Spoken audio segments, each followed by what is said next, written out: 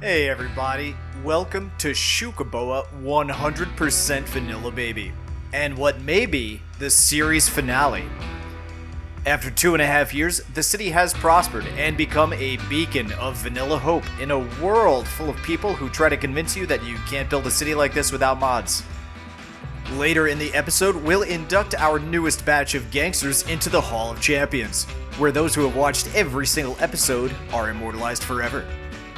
But first, we have to figure out what kind of existential threat has been brewing inside of this tunnel ever since that road maintenance worker got locked inside. Let's start by clearing out some space so we can redirect the viaduct across the river.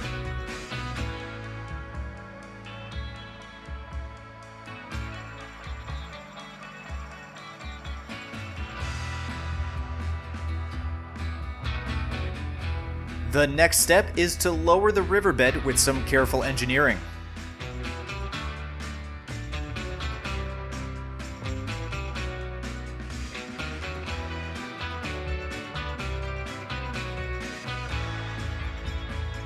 Using these new industrial highway networks allows us to build some awesome arch truss bridges across the river. If you want to build these, make sure your network is high enough off the ground and that the segments are straight. A single arch can get way longer than you might think.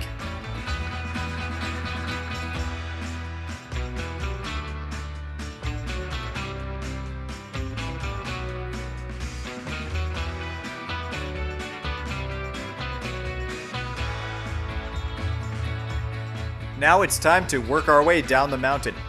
Looking at the topographical info, we see that our highway is exactly 102 meters above sea level, as indicated by the change in the shade of green. We've got a long way to go, so we'll have to be very thoughtful about grading as we descend through this beautiful nature.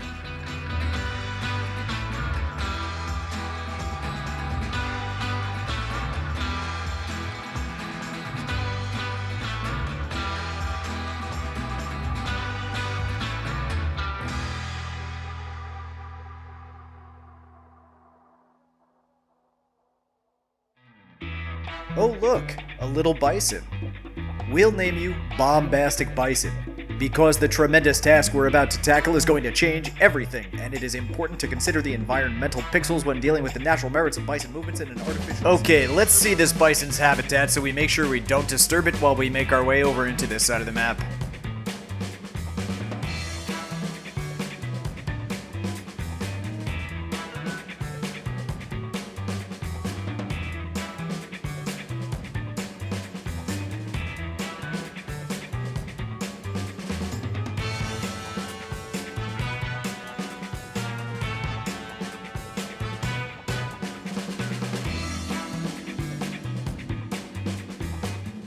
The benefits of this bison habitat study cannot be overstated.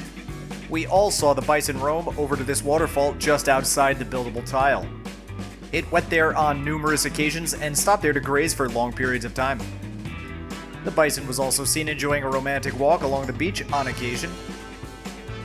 It went over on the other side of where our highway is and ended up in the mountain. Heck, it even went over by this old castle tower ruin. This bison has made it crystal clear that this entire corner of the map is off limits for human sim development. But maybe we can find a compromise. Let's take a look at the terrain again. In order to get down, we'll have to take the long way along the mountain and down by this rail connection. Speaking of which, look at how steep those train tracks are. Let's fix this first before we do anything else.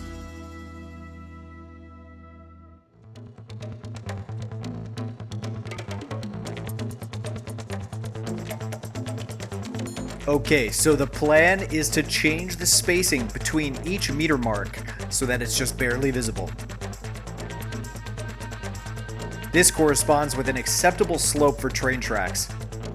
Now, grading like this will require a very long run across the map, but that's okay because we got terrain tools and we can do that.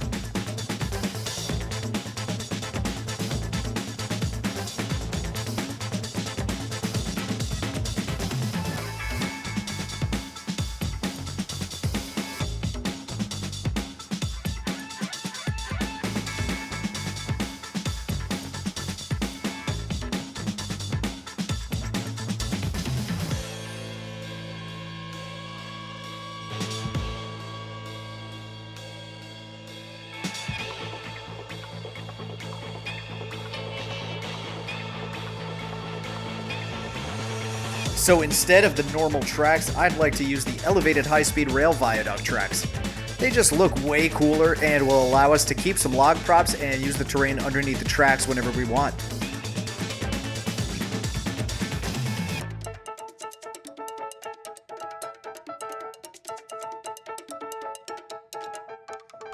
We got rid of that boring vanilla rail yard, so let's replace it with a simple yet attractive, highly functional rail cargo terminal. Of course, it's going to need our connection to the sea. The idea with this project here is to increase our export capacity with our very first cargo trains. Another benefit of this project is that it's going to direct a good portion of truck traffic away from the other container port and over to this side of the map, reducing traffic on both sides.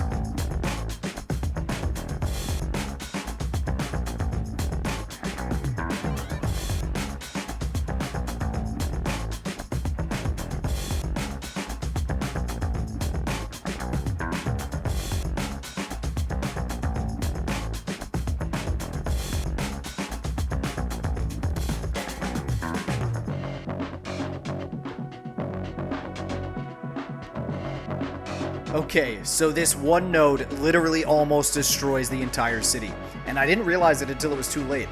It's thanks to a tip from Spuds that I'll share later that helped me avoid losing everything.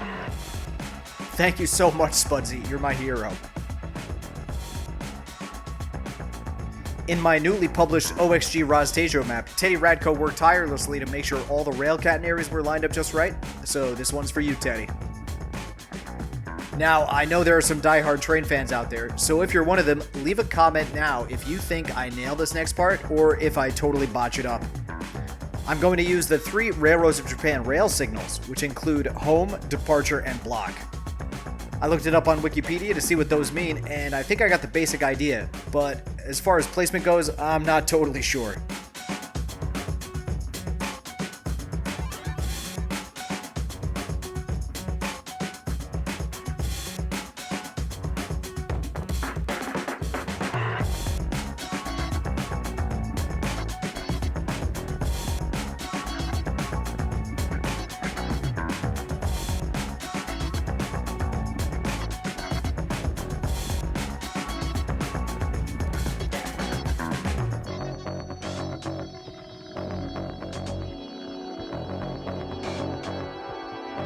This is one of the few buildings that acts like a prop in the game, so we can line up a few to fill in this empty space.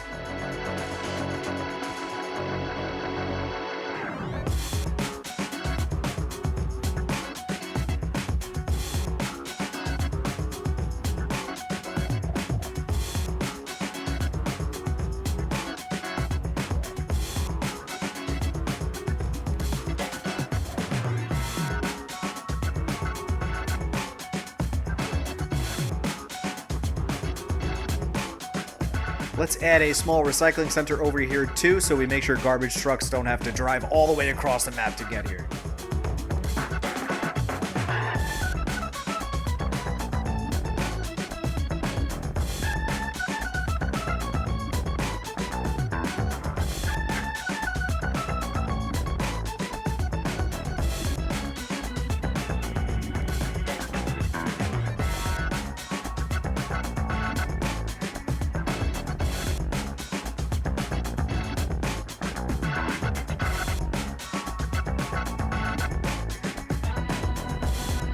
Now we'll lay down our breakwater.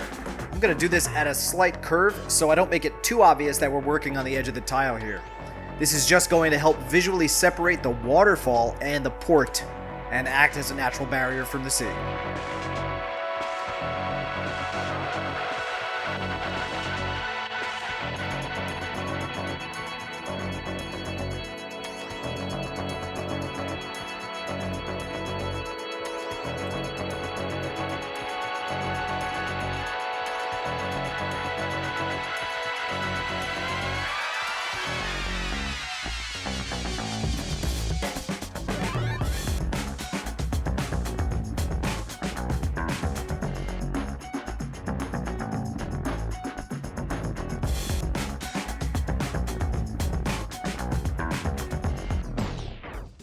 Alright, now it's time to continue working on our original highway that's wrapping around OP Mountain.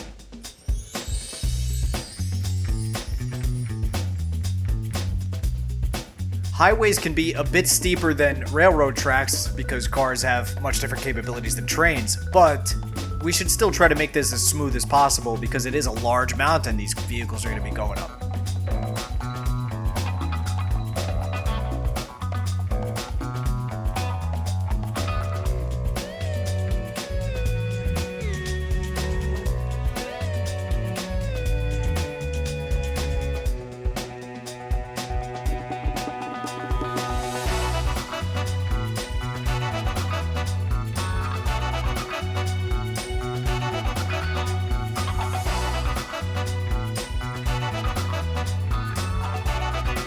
To cross this waterway, we'll use the medium industry road bridge with the 2 lanes on each side, which gives us this nice steelwork right in the middle.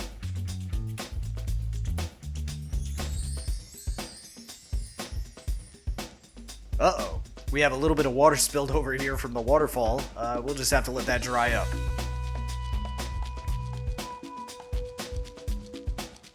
This abandoned factory building is a map asset that I can't move or replace if I destroy it, so we'll use it instead and build a functional steel mill unique factory asset right next to it.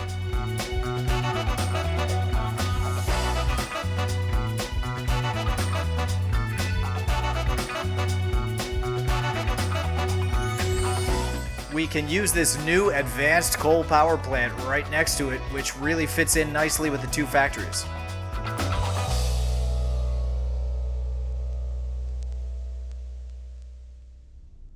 Wait, do you hear that menacingly monstrous moaning coming from the old Opie Mountain Tunnel?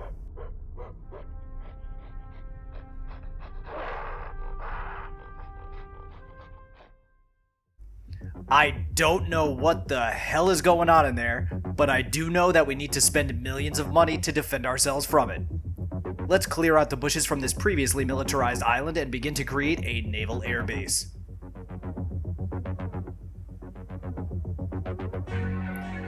There isn't a lot of room on this island, so we'll have to be very efficient with our layout to maximize our military might. Let's first put down an airstrip, a fighter jet hangar, and a military HQ with helicopter pads.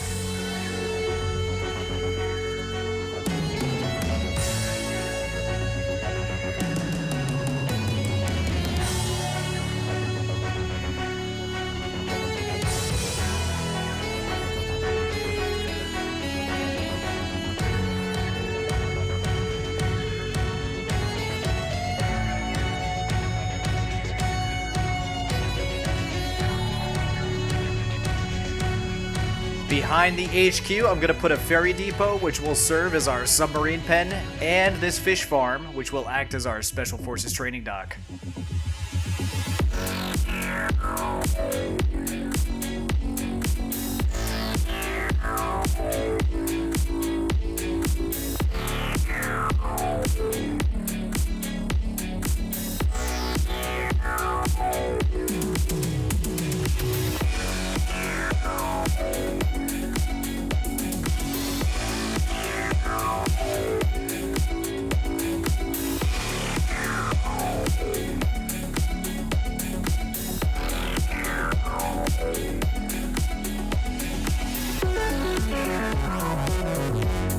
Ferry docks will serve as our means for getting on and off this secure access island. Using Joy Build City's special pedestrian zone trick, we can set it up so the service point is on the mainland while our island will get all that it needs without any vehicles.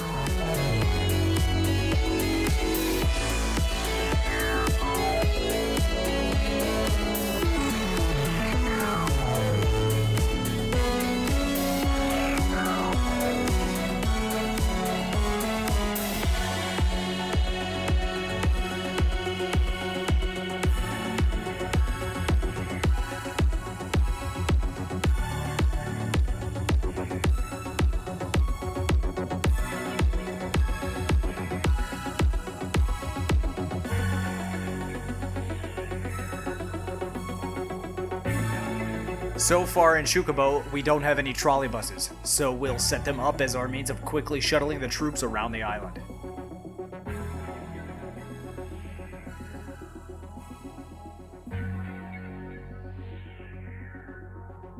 This next part is gonna get a little tricky. We'll extend the Roslyn Peninsula International Airport Zone through the valley and over to the island. Airport zones flatten the terrain, so we'll have to be very careful about this project.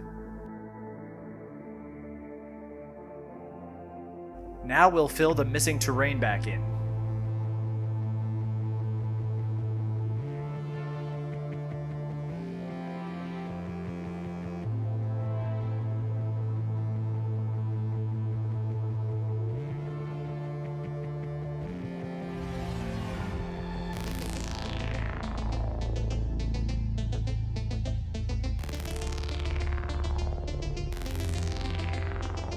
With the airport zone over here now, we can add a few more aircraft, such as this large bomber and its own hangar.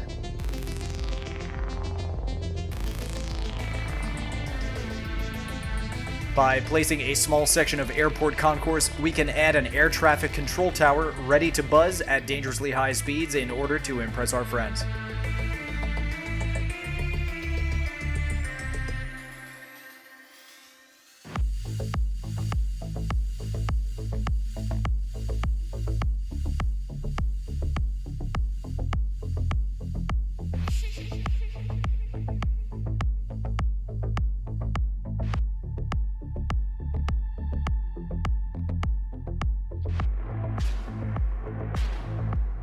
Now we'll extend an oil industry zone over here in order to place down a few barracks buildings for the new troops.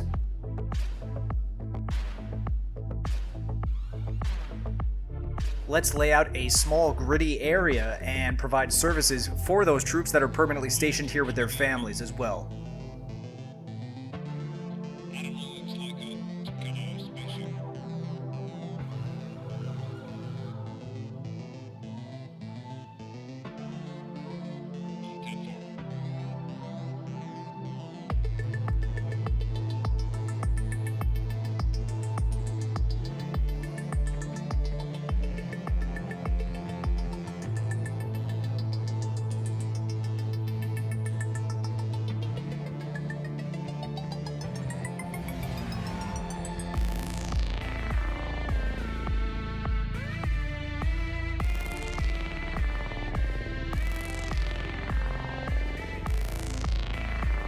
This part is important. Make sure to enable the deliver everything policy or else Joy's world famous pedestrian zone trick will not work.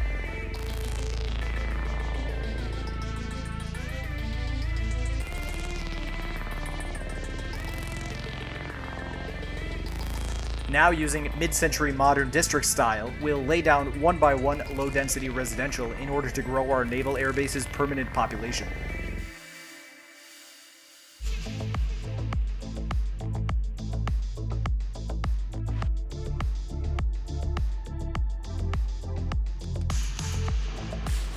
This one street wasn't letting buildings grow right, so I'm gonna redo it differently.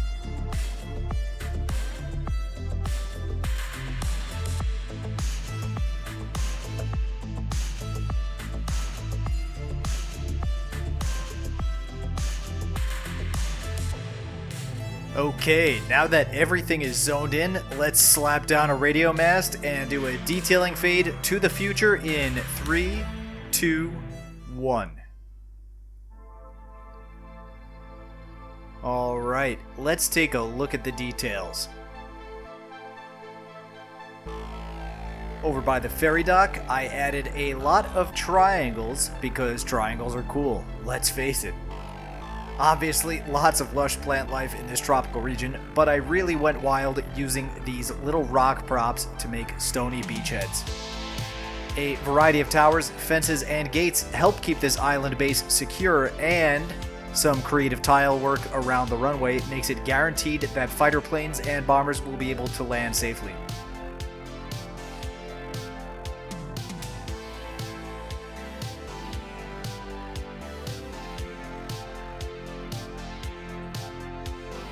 Now, something is going on over by the cargo train container dock, where trains are not spawning their cargo cars.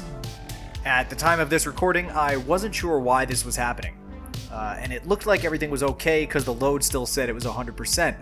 But it turns out it's all because of that naughty node and train warehouse just next door. Unbeknownst to me, this was slowly causing more problems than you can possibly imagine.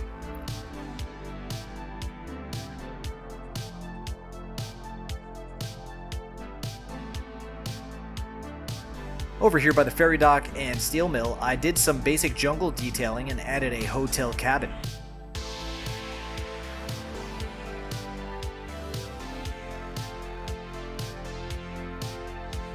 Across the little bay, I decided to get prop wild again and create a marshy swampland, complete with a seaweed farm and fish factory.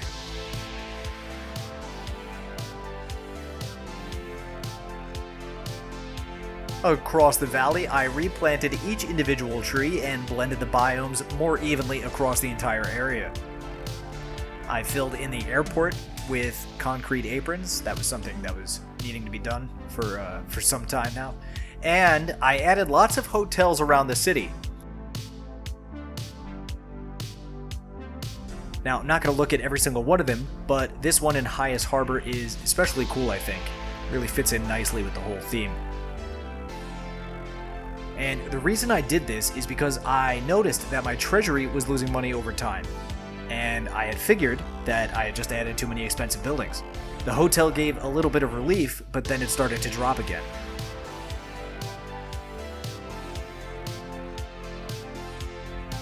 This was a real mystery, and I bet the culprit was either that rail warehouse, or, much more likely, whatever the hell is hiding out in the OB Mountain Tunnel.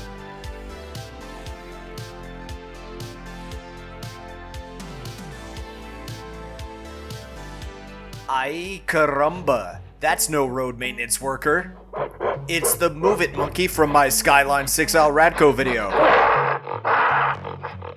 That damn dirty ape is talking trash on vanilla. This aggression will not stand, man.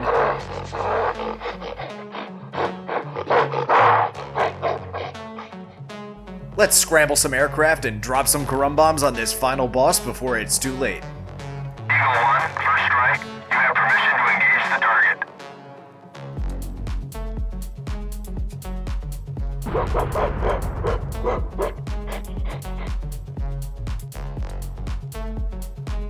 Control, alert 1, splash 1, repeat, splash 1.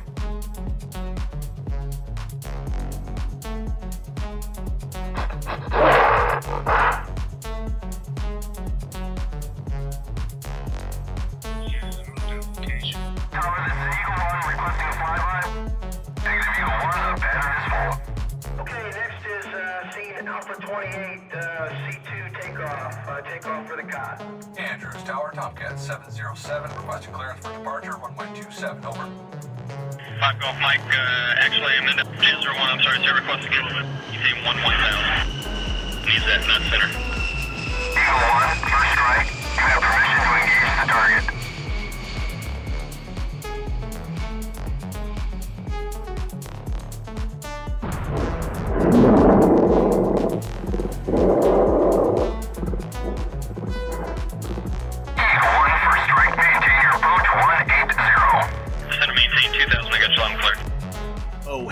Yes, we did it.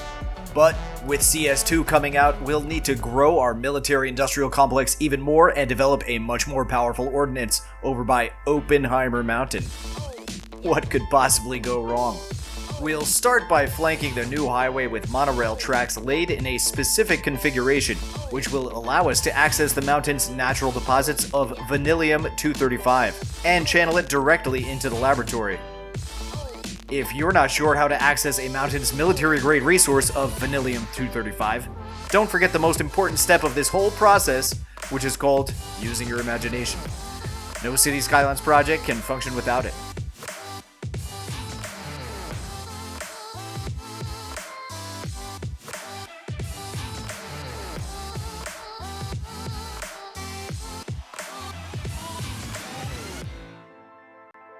Okay, now it's time to build the laboratory using the Eden Project Monument.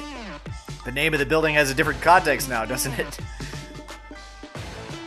Okay, detailing fade in 3, 2, 1.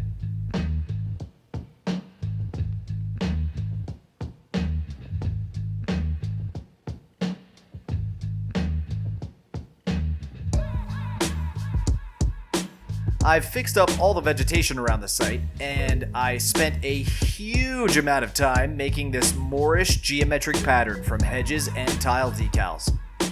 I really enjoy doing that type of work in my Skylines 6 video, and I wanted to try it here in vanilla.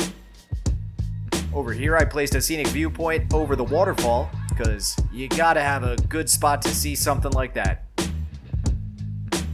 Now it's time to name a few things around the area for some gangsters on the honor roll.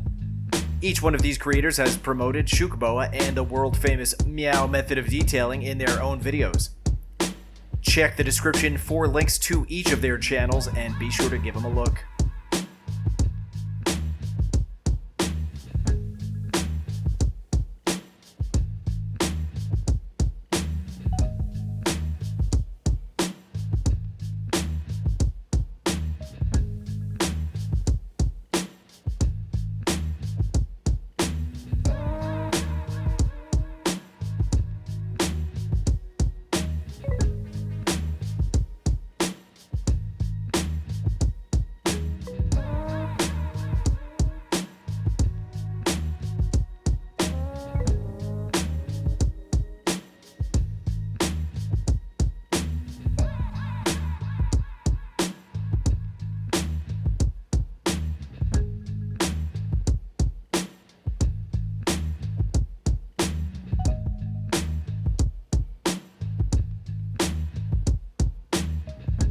Here you can start to see that my industrial assets are starting to get an alarming icon above them.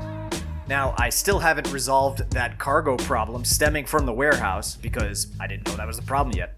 But keep watching and see how I fix it up thanks to Spuds.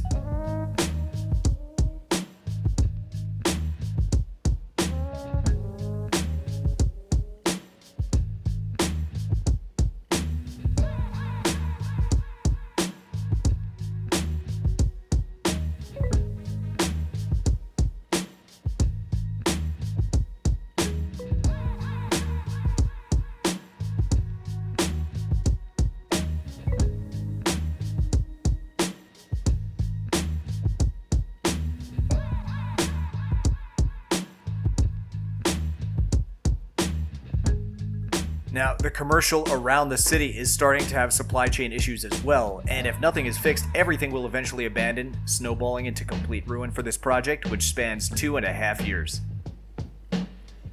But before we do our final fix, let's head over to the Hall of Champions, where we can quickly induct the next batch of legends that have helped keep this channel alive, by clicking that notification bell and watching every single episode of this series from way back when I didn't even know how to YouTube.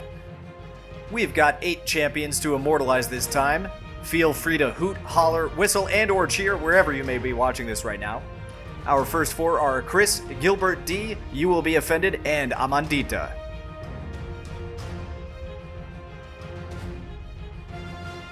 The second 4 are Arliss, Brian C, Hyperion, and Larry Skylines. Bravo, you incredible champions. Don't feel too humble to brag about this wherever you may wander, and let everyone know that you have what it takes to be considered the best of the best of the bestest. Being a champion isn't easy, but that's why it's called being a champion. I know several of you are still working on earning the title, and I want you and anyone else who wants to give it a shot to know that the Hall of Champions will always be open for new members. Thank you, and keep up the great work. Now, before we wrap up the video, let's head back over to Spudsport and see how we fixed that catastrophic warehouse problem. You can't even imagine how much I was freaking out when after 2 days of detailing I saw my glorious city was getting abandoned and I couldn't figure out why. For example, let's look again at the Moorish geometric garden that I made. It wasn't terribly hard, but it took such a long time to get it done. The trick was to keep a little space between the rose hedges so everything stayed lined up just right. Otherwise it was just connecting the dots with the green hedges and filling in the spaces with decals. This was not something that I wanted to do twice. Really took a long time to make sure everything was perfectly lined up. And let's not even talk about all the trees. In case I haven't been clear so far, I'd like to give a huge thank you to Spuds, who has always been a great pal in the community and came through for me in the 11th hour with a hot tip about a warehouse bug. Now we've got trains rolling up with all their cargo cars and everything is working just the way it's supposed to be. It's a good thing we have those signals in place because we've got trains going in and out all the time now. What I suspect was the cause of the problem was a broken node coming off of the warehouse. I think it was causing all of the cargo in the city to despawn. Because I had set the warehouse to fill, trains and trucks just kept coming and their cargo would despawn right at the moment that they were arriving. So over time, my city just eventually ran out of its stockpiles of goods trying to fill up this warehouse, and I had no idea because everything looked like it was working. If it weren't for those glitching train cars, I might not have ever even known where to begin looking. I've given Spuds a double honor roll this episode and named these waterfalls the Spuds Angel Falls. Because Spudsy, you're my guardian angel.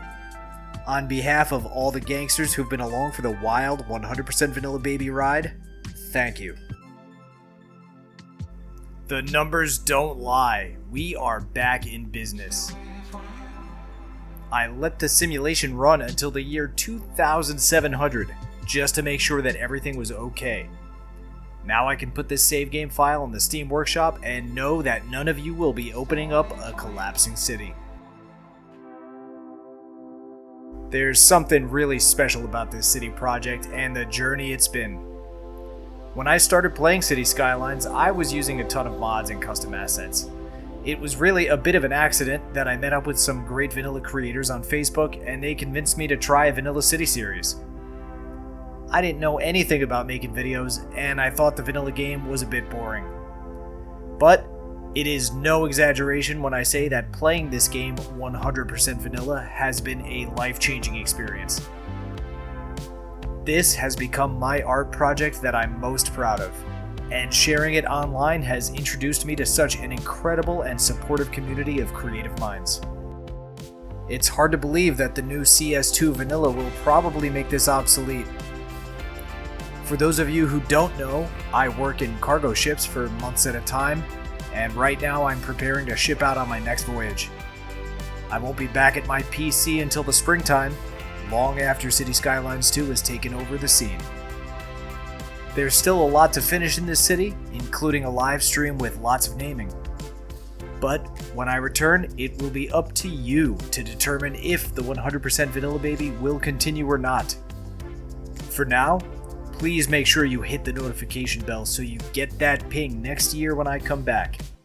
Join the City of Friends Discord server and be immersed in a vibrant community of creators. Here we are, back where it all began at Albert Green's house. From the bottom of my heart, thank you, gracias, obrigado, and merci. I'll see you next time.